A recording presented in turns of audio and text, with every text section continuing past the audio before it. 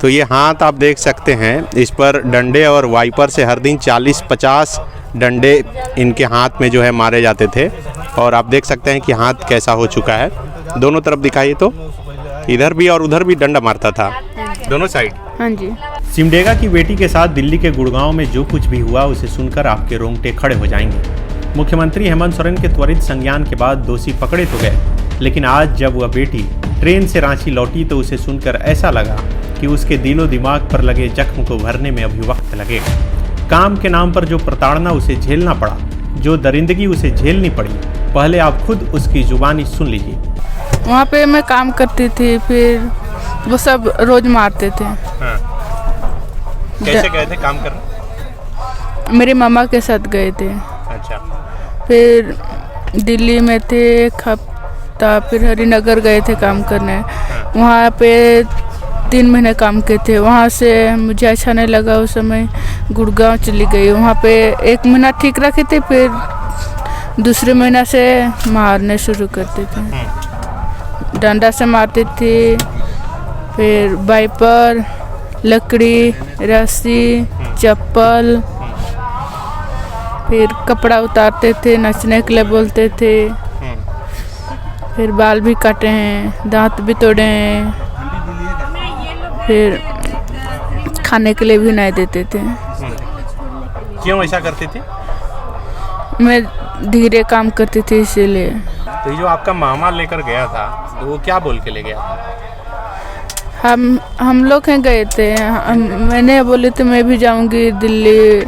बोले थे मेरे भैया के इलाज कराने थे ना, पैसा भी नहीं है, तो इसीलिए गए। इलाज के लिए? मेरे भैया। अच्छा, भैया के इलाज के लिए पैसा जमा करने गए थे? हाँ जी। तो कितना पैसा बोला था कि देंगे? 10,000। दिया? पैसा दिया? नहीं दिए। कितना दिन काम किया? 5 महीना। 5 महीना? हाँ जी। आप फिर जाना चाहेंगे दिल्ली? नहीं, अभी नहीं जाए। तो क्या कीजिएगा अब? अभी स्कूल पढ़ूंगी। पढ़िएगा। ये सब ये कटा हुआ कैसे है ये चेहरा में? ये सब जलाई थी चिमटा से। चिमटा से जला देती थी? हाँ जी।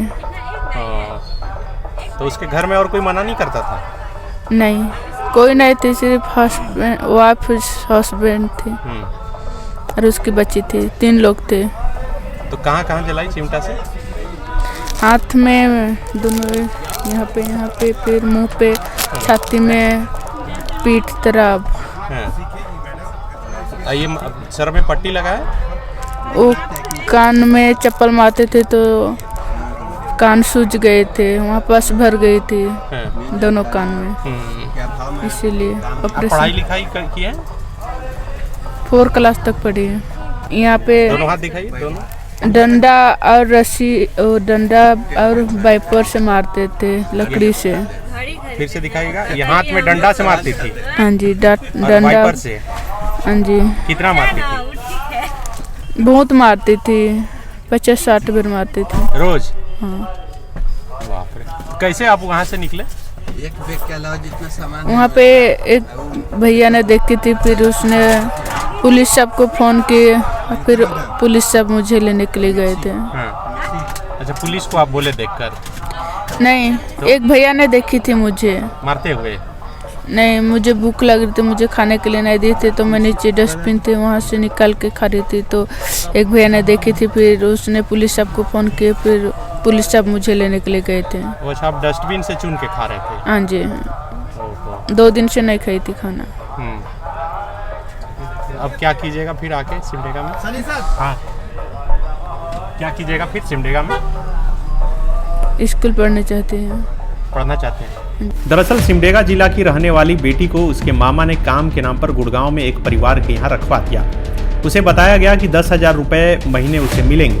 5 महीने तक काम करने के बाद पैसे तो मिले नहीं, मिला तो सिर्फ शरीर पर कभी न मिटने वाले जख्मों का निशान। बेटी ने बताया रोज उसके हाथ में डंडे और वाइपर से 50 बार मारा जाता था, फिर भी दिल नहीं भरता था। तब चिमटा को गर्म करके उसके चेहरे, पीठ और छाती पर दागा जाता था।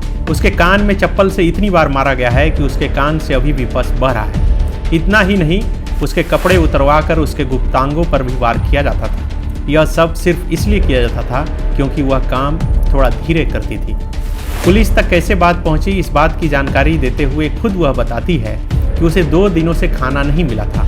जब उसे भूख ज़्यादा लगी तो वह बाहर निकल गई और डस्टबिन में पड़े खाना को खाने लगी। जब एक युवक की नज़र इस पर पड़ी तो उसने पुलिस को खबर दी और उसके बाद ही पूरा राज खुल गया।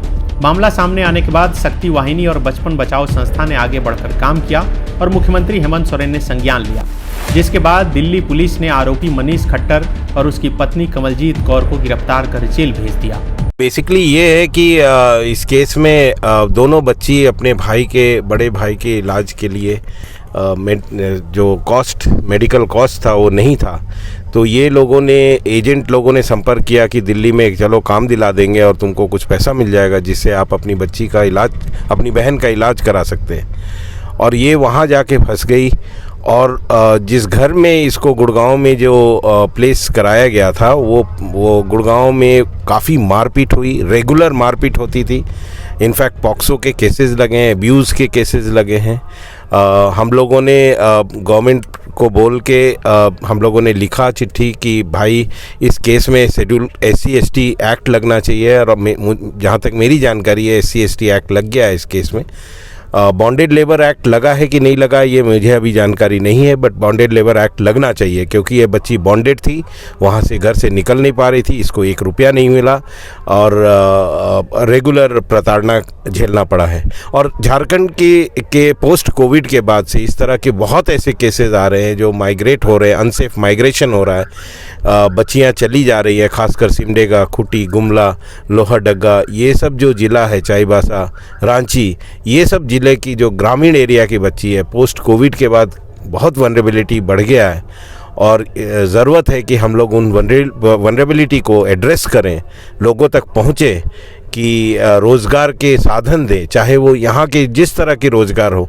जब तक अगर रोज़गार का साधन नहीं देंगे, इस तरह के प्रलोभन दे के लोग बच्चियों को ट्रैफिक करते रहेंगे। और मेरे को लगता है कि आज ज़रूरत है प्रशासन और स्वयंसेवी संस्थाएं और जिस तरह की कोऑपरेटिव सोसाइटीज़ है या कोई इस तरह की एजेंसीज़ है जो रोज़गार अगर हुनर इनको सिखाएं, तो मुझे लगता है यहीं पर ही बच्चियाँ रहेंगी और दिल्ली जाके प्रताड़ना नहीं झेलेंगी। लगभग 4 लोगों का अरेस्ट हुआ है इस केस में और अभी इन्वेस्टिगेशन जारी है, विवेचना जारी है।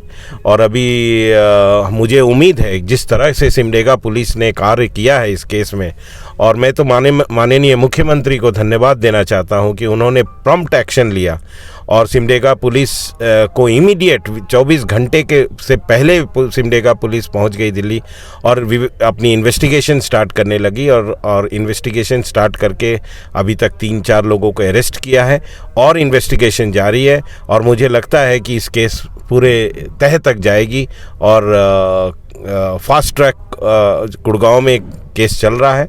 मुझे उम्मीद है कि जल्दी इसमें न्याय मिलेगा। रांची लौटने के बाद सिमडेगा की बेटी ने बताया कि वह पढ़ना चाहती है, अब वह दाई का काम करने दिल्ली नहीं जाना चाहती। सरकार को चाहिए कि ऐसी बच्चियों के लिए खास व्यवस्था करे ताकि गरीबी और तंगहाली में जीने को मजबूर ये बेटियां फिर से दाई का काम करने के लिए बाहर जाने को मजबूर न हो। बायोम ने दिए हैं नीट 2022 के Jharkhand toppers. Class 8, 9, 10, 11th and 12th के स्टूडेंट्स के लिए आ गया है बायोम टैलेंट रिवॉर्ड एग्जामिनेशन, जहां उड़ान एडमिशन स्कॉलरशिप में पाएं up to 1.25 crore discount and up to 100% scholarship in classroom programme along with cash prize and reward. बायोम, हीनू एवं नगरा टोली, Ranchi. thefollowup.in. Like, share and subscribe. www.thefollowup.in